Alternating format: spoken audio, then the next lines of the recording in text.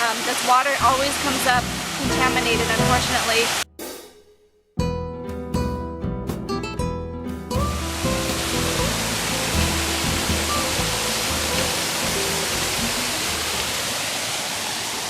Here we are at the top of Ultimo Brinco.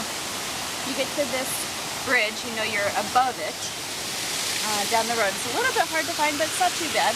The other sign that you know that you're at Ultimo Brinco is this beautiful flag mosaic made by a local artist, Gardy. And from over here you can also see that there is a little path down here, but I wouldn't recommend taking it. It's very, very steep. And it looks like a few people have jumped. We were talking to a couple local people and they said that a few people have actually fallen here, so it's not recommended to do any diving or jumping here because the water's not super deep. It's also not recommended to swim in this water because of all the houses above it. There's some septic tank runoff that often contaminates the water, but we'll show you a little bit closer. Down this sign that's covered in pica vines. These are pica, by the way. You can see where the road is that will lead us down to Ultimo Brinco. Our car is pretty low to the ground, and this would definitely need a 4x4 or at least a high-rise car to take it. But this is the road that we'll be walking down. It's about 5 or 10 minutes down to the waterfall.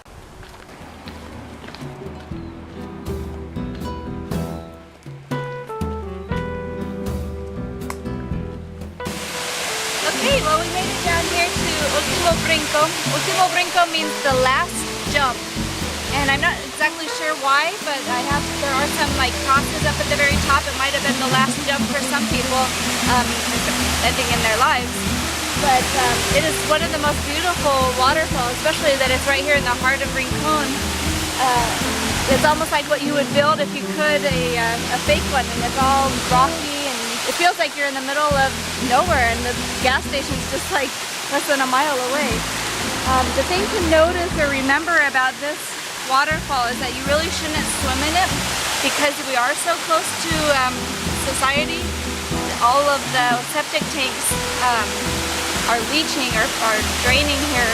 They're not built right, and so this water always comes up contaminated, unfortunately, when Surfrider does its test. So it's not recommended to swim in here, but you can definitely come down, put your feet in the water, take some pictures, and just enjoy this beautiful jewel that we have right here in the heart of Rincon. So the process for collecting freshwater samples is a little significantly different actually from collecting marine samples. Take the white tabs very carefully, open the bag, keep your fingers away from the opening of the bag, and only handle it from now on by the yellow tabs with the wire. Here I go for a grab sample result.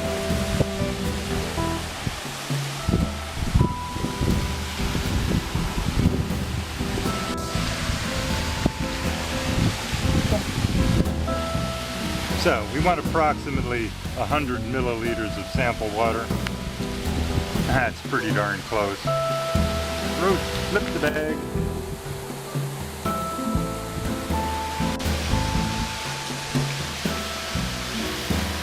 Twisty tie it into a ring, hang it on your finger, and you're good to go to the next site. Simple. For comparison purposes, we're going to compare a tray that contains no bacteria versus a tray that contains a lot of bacteria. Hopefully that, oh yes, that's showing up. So yeah, we like to see this type of thing, and we don't like to see this kind of thing. That kind of thing is what we're focusing our remediation efforts on, and we just continue to struggle onward with trying to get some of these problems solved.